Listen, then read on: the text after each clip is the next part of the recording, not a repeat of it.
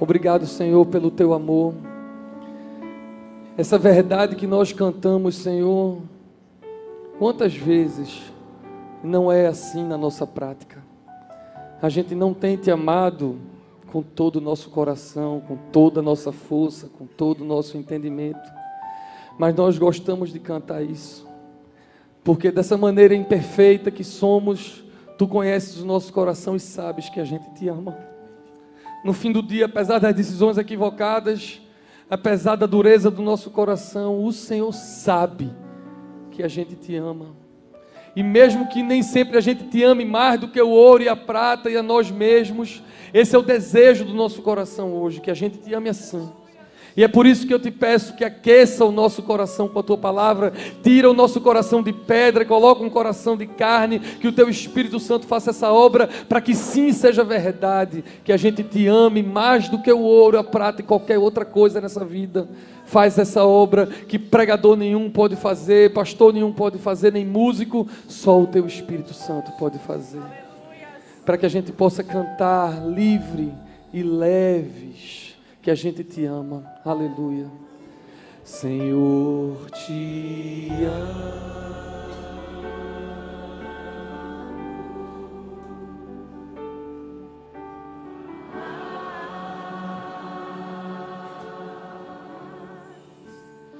Mais que o ouro, prata,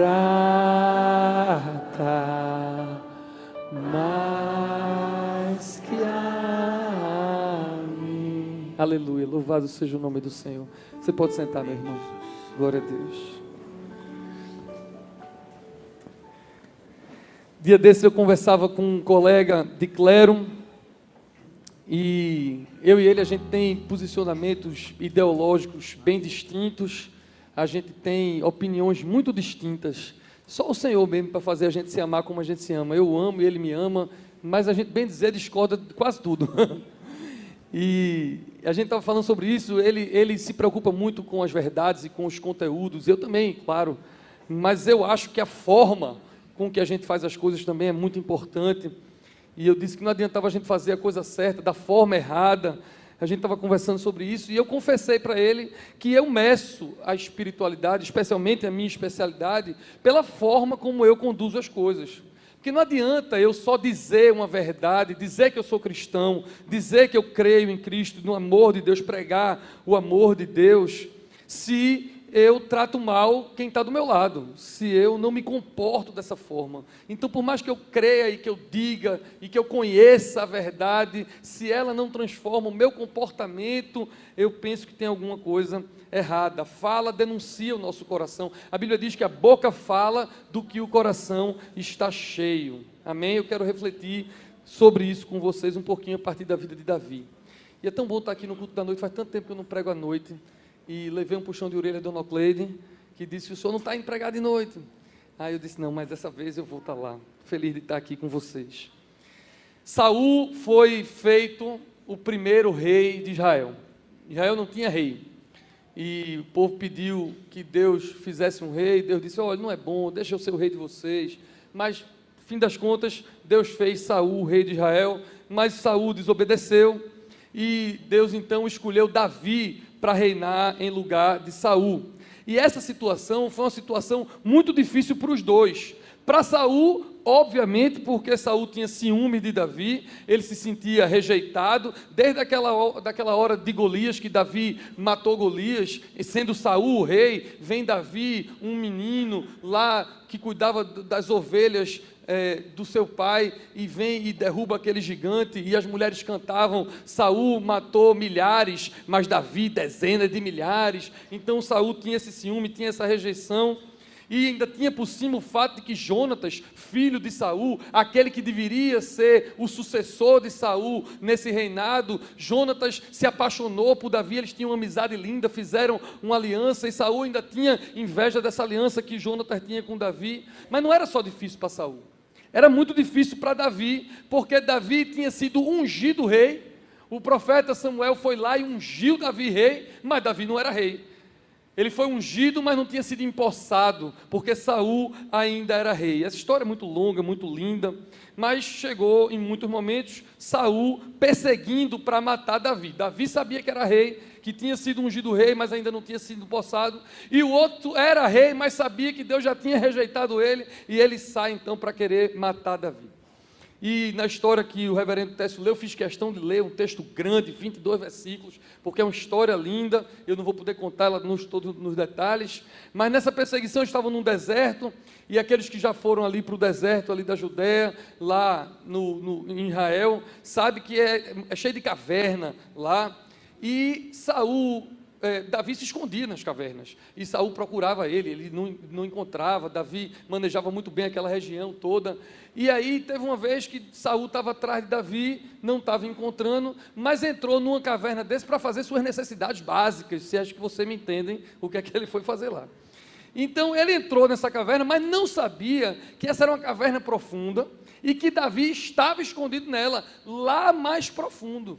Então Saul não sabia que Davi estava lá, e Davi de fato estava lá. Saul estava vulnerável, sem exército, e Davi poderia ter matado ele, mas não fez isso, cortou só um pedacinho do seu manto, esperou Saul sair da caverna, esperou Saul ir para uma distância assim segura, e então Davi gritou para Saul: olha o que eu poderia ter feito com você, eu tive você nas minhas mãos para lhe matar, mas eu não lhe matei, eu só cortei um pedacinho do seu manto, olha o que eu poderia ter feito com você e não fiz. Essa história é uma história muito linda, é um clássico das histórias cristãs. Quando eu era criança, minha mãe comprou para mim e para os meus irmãos uma coleção, as mais belas histórias da Bíblia. Tinha 10 volumes de todas as histórias da Bíblia, e obviamente que a de Davi eram as minhas preferidas, porque eram cheias de aventura, e essa estava lá, lembro bem dessa história ali. Mas eu preparei essa mensagem com base nessa história, por causa de outra coisa que eu vi e me lembrei dessa história.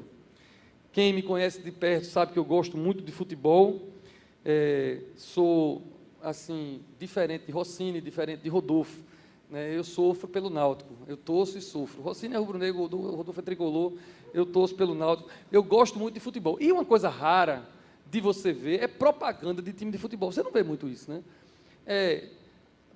Tem uns vídeos institucionais assim, mas não é uma coisa que você veja muito. Mas um dia eu recebi na internet, alguém mandou para mim na internet um vídeo que era uma propaganda de um time, um vídeo institucional de um time de futebol, que me chamou muita atenção.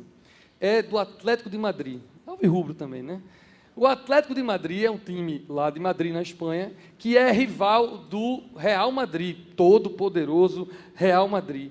E eu quero contar para vocês esse videozinho, o que é que funcionou nesse videozinho e por que isso me pegou, me chamou a atenção e me lembrou dessa história. Eles são uma rivalidade assim, feito Grêmio e Inter.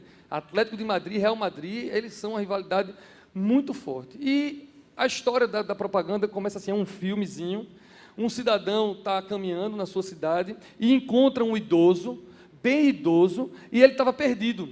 O idoso estava perdido, ele viu que estava perdido, e ele então procura esse idoso e pergunta a ele onde é que ele mora para poder lhe levar, ou o telefone de alguém que ele pudesse ligar. Mas aconteceu alguma coisa com aquele idoso que ele realmente não estava lembrando de nada, não sabia responder onde morava, não sabia responder o telefone da sua família e nada. E então esse homem pergunta a ele: você pode me emprestar sua carteira? Provavelmente lá deve ter uma informação do seu nome, do nome da sua família, eu posso procurar aqui no Google para encontrar. E esse idoso, obviamente, muito relutante em dar a carteira dele, ele não lembrava das coisas, mas ele não era besta, né?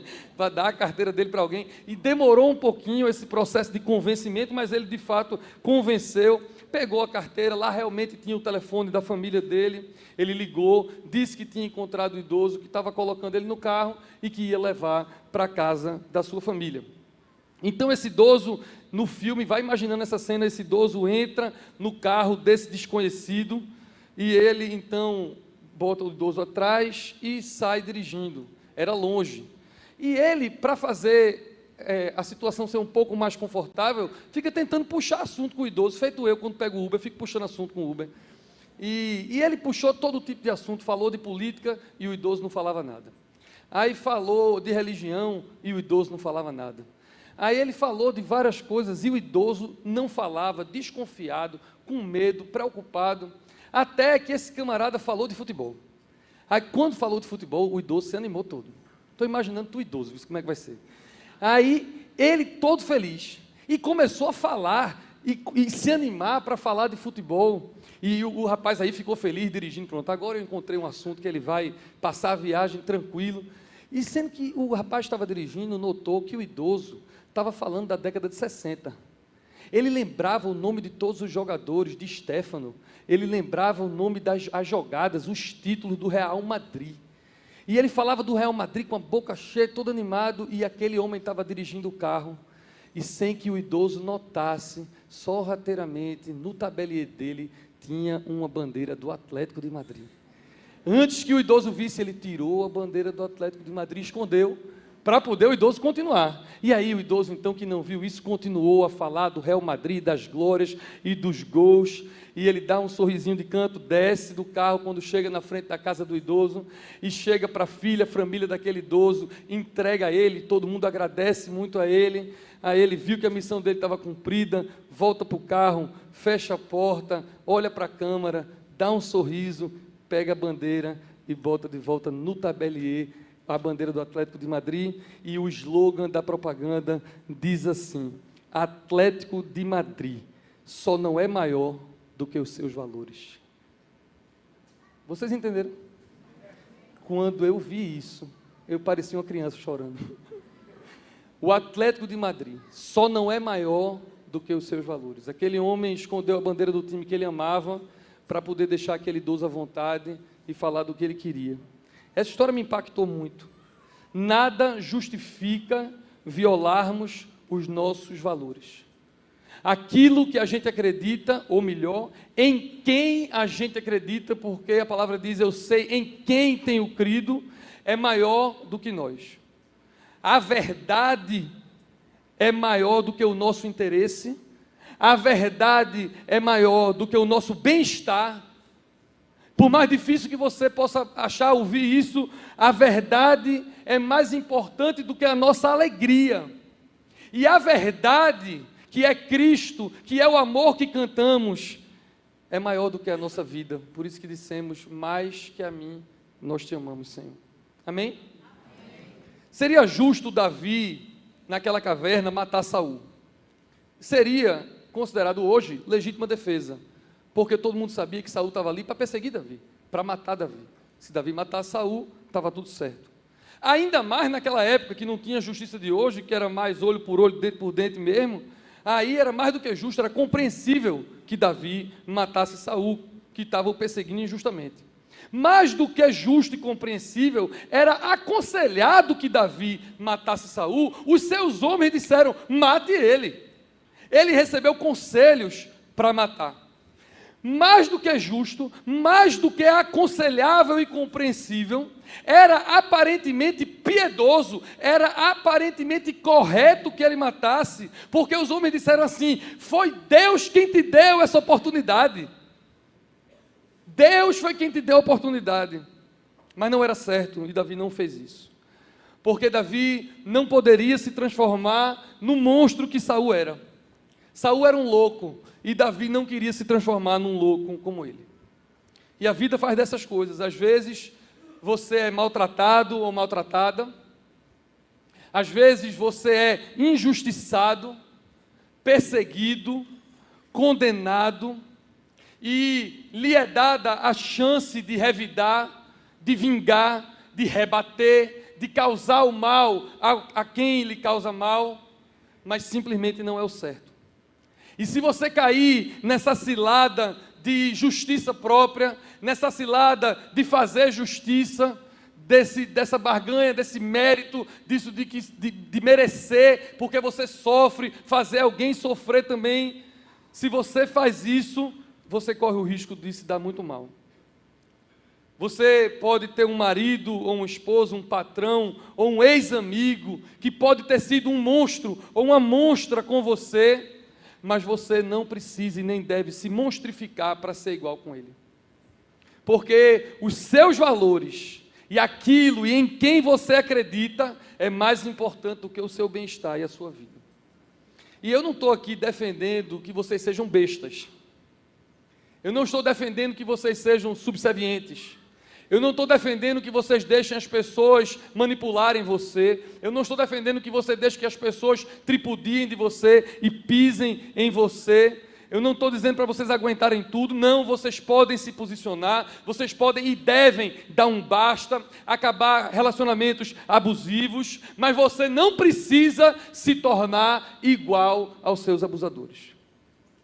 Do texto que nós lemos, e essa mensagem vai ser uma mensagem muito simples, tem 2 versículos preferidos para mim, que foi quando Davi falou com Saul, os versículos 12 e 13. A gente leu 1 Samuel 24, do 1 ao 22, eu só quero ler os versículos 12 e 13 para vocês. Diz assim Davi a Saul, no meio da confusão: julgue o Senhor entre mim e ti, e vingue-me o Senhor a teu respeito, porém a minha mão não será contra ti. Dos perversos procede a perversidade, diz o provérbio dos antigos, porém a minha mão não está contra ti. 4 brevíssimas observações sobre esses versículos. Primeira, quem julga é o Senhor.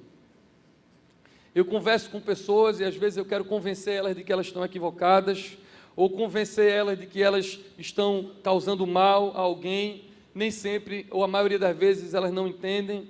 Desistir de querer fazer, muitas vezes as pessoas entenderem isso, e eu deixo o tempo e deixo que o Senhor julgue. E eu tenho dito a quem quer justiça, eu tenho dito a quem está se sentindo injustiçado, a quem de fato está injustiçado, porque de fato às vezes você está sofrendo coisas que são reais, que fizeram contra você, e eu tenho dito às pessoas isso: deixa que o Senhor resolva, cuida do teu coração, e deixa fulano para lá. É muito difícil, porque a gente quer justiça, eu quero que ele sofra, porque ele está me fazendo sofrer, eu quero que ela sofra, porque ela está querendo me fazer sofrer, e como pastor, eu fico dizendo: esqueça ele, esqueça ela, esqueça eles, deixa o tempo, deixa o Senhor fazer. Amém? Amém. Segunda brevíssima reflexão. Davi diz: vingue-me o Senhor. Meus irmãos, se tiver que haver vingança, vai haver, mas que seja de Deus, que não venha pela sua mão. Muitas vezes eu quero dizer que não vai haver vingança, porque graças a Deus nós cremos num Deus de misericórdia, graça e perdão.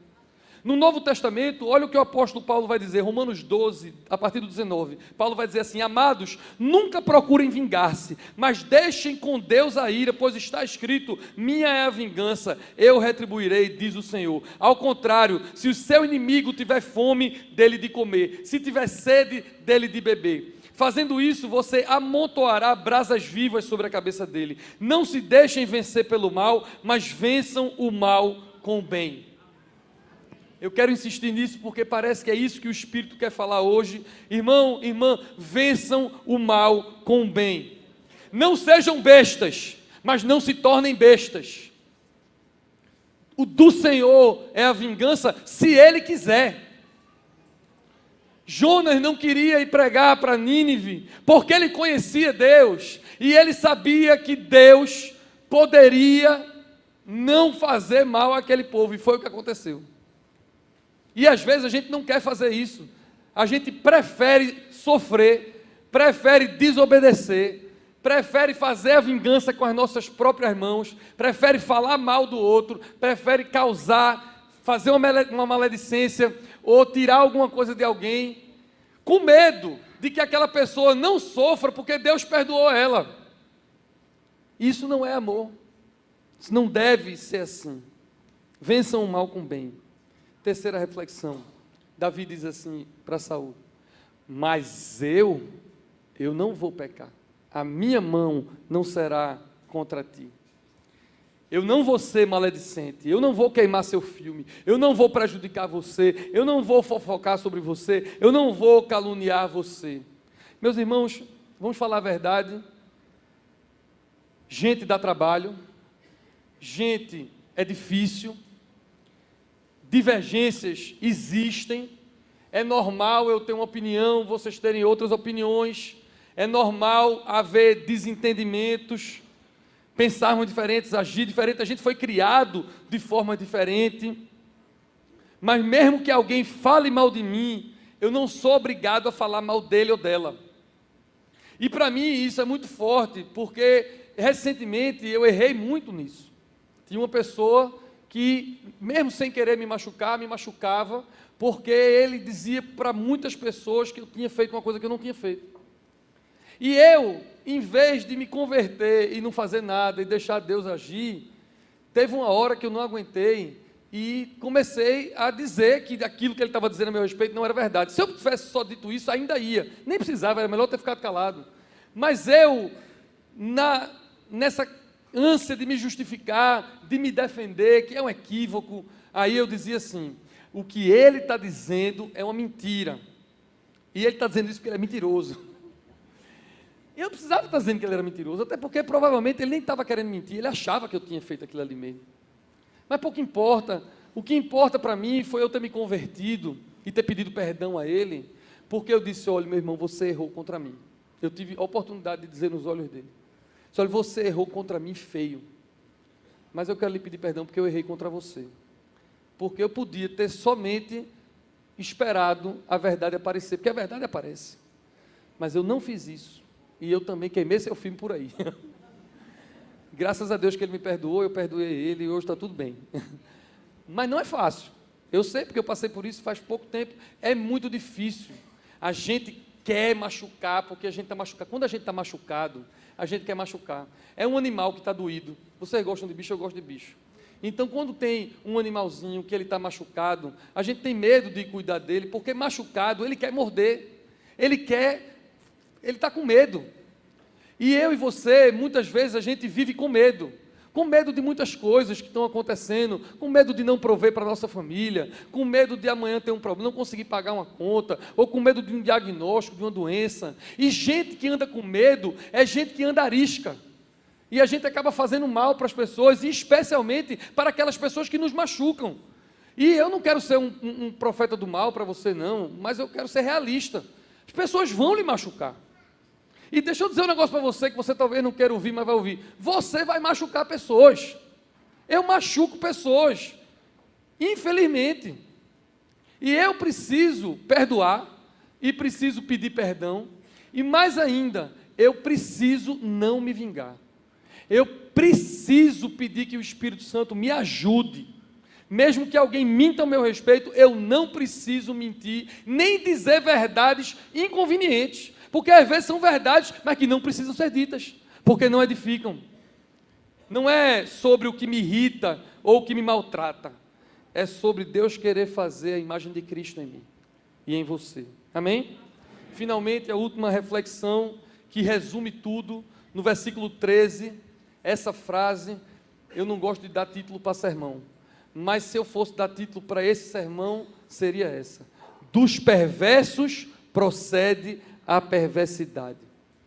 Meu amigo, minha amiga, me desculpe, como disse o nosso pastor da juventude hoje, quando ele pregou de tarde, ele disse, eu vou roubar a frase dele, porque foi muito boa, ouçam isso com amor, mas quem faz maldade é mal, e você não quer ouvir isso, porque você quando faz maldade, você se justifica, não tem desculpa para quando a gente faz maldade, ah, mas eu estava nervoso, ah, mas o meu sangue ferve, ah, mas eu tinha sido traído, ah, mas eu estava com fome, ah, mas eu estava naqueles dias, ah, mas eu tenho um milhão de justificativas para dizer por que é que eu tratei mal, por que é que eu falei mal, por que é que eu me comportei mal, mas dos perversos procede a perversidade, não importa se você estava doído, machucado, sofrido, o que importa é que você não podia fazer o mal, e isso, amigo, é só nas suas costas, ninguém mais tem a ver com isso, não se paga o mal com o mal, e eu quero dizer, eu estou incomodado demais com mulher que vem para a igreja e ora, e assiste pregação o dia todo no YouTube, mas não se dá bem com ninguém, não tem comunhão com ninguém, fala mal de todo mundo, a sogra que maltrata a nora, e vice-versa, e vive uma culpando a outra, brigando pelo rapaz, pelo amor daquele menino. Essa semana teve umas coisas que me deu, fiquei agoniado. Um homem chegou para mim e disse: eu sou assim, eu sou pró-família. Ele disse: eu sou contra o comunismo. E ele tem amantes.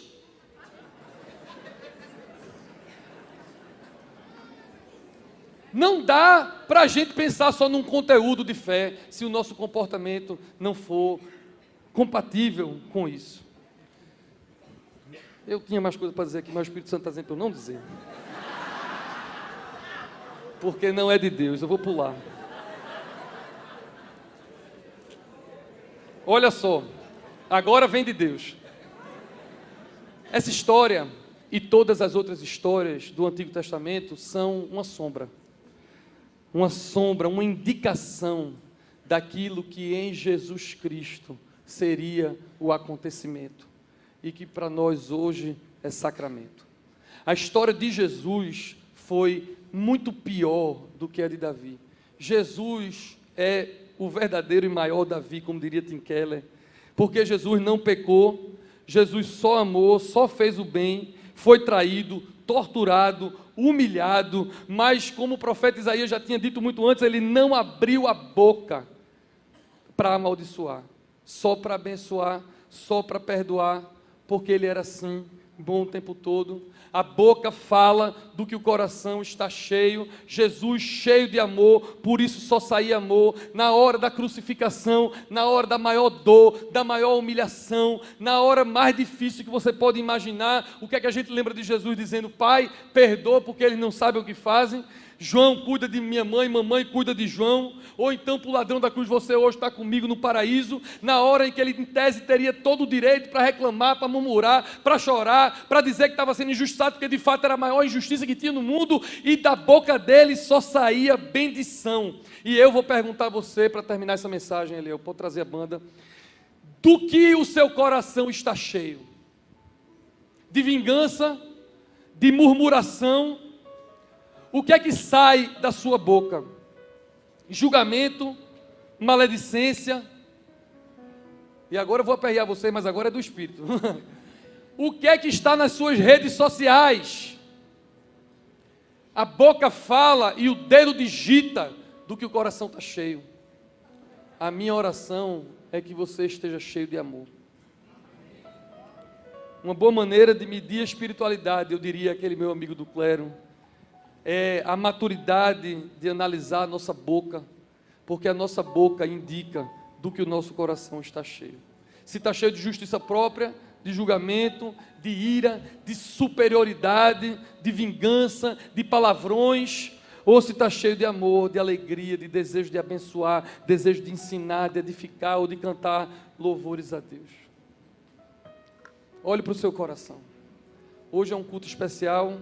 A gente tem muitas pessoas aqui, tem uma tenda inteira aqui, porque Bento Romeira está celebrando um culto de gratidão a Deus, porque ele venceu uma doença, que eu não vou nem dizer que é uma doença, foi um mói de doença.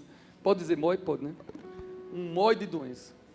Passou dias e dias e dias na UTI, no hospital, e venceu, e está aqui para louvar a Deus.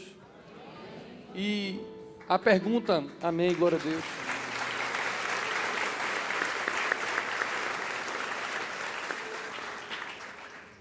E você?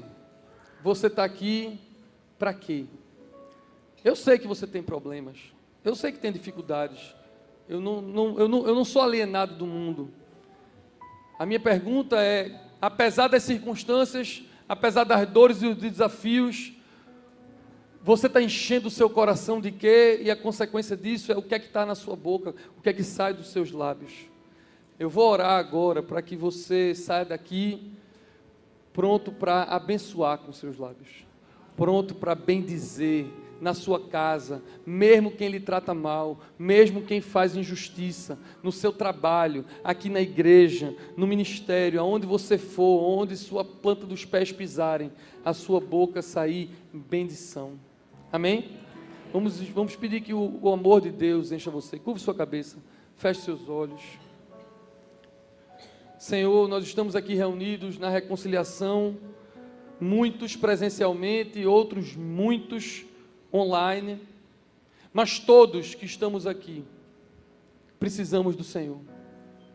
Porque nós somos falhos e às vezes a gente quer maltratar quem nos maltrata, a gente quer ofender quem nos ofende, e com a desculpa de querer se defender, a gente quer maltratar mais ainda, porque nós somos assim, falhos, pecadores, mas nós chegamos aqui na tua presença, implorando para que o Senhor derrame o teu amor sobre a tua igreja, amor que lança fora todo medo, amor que está disposto a sofrer o dano,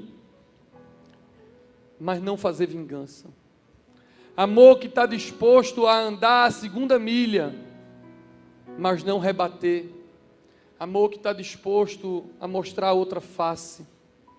Senhor, o que eu estou orando é um milagre espiritual, é algo que nem eu, nem nenhum dos meus amigos pode fazer por nós mesmos, mas o Teu Espírito Santo pode fazer essa obra no nosso coração, de nos transformar, para que da nossa boca, aqui na igreja, no carro quando alguém fechar a gente, ou quando acontecer um problema em casa, ou no trabalho, ou nos ministérios, e a nossa boca querer explodir com palavrões, e a nossa boca querer explodir com maldições, e a nossa boca quiser explodir para fazer mal a alguém, para falar mal de alguém, ou para se vingar, o Teu Espírito Santo há de cuidar da nossa boca, como cuidou da minha pouco tempo atrás, para que o Senhor traga palavras de bênção, palavras de amor e de edificação. Faz esse milagre que só o Teu Espírito pode fazer. É assim que nós oramos, em nome de Jesus. Amém e amém. Deus abençoe vocês.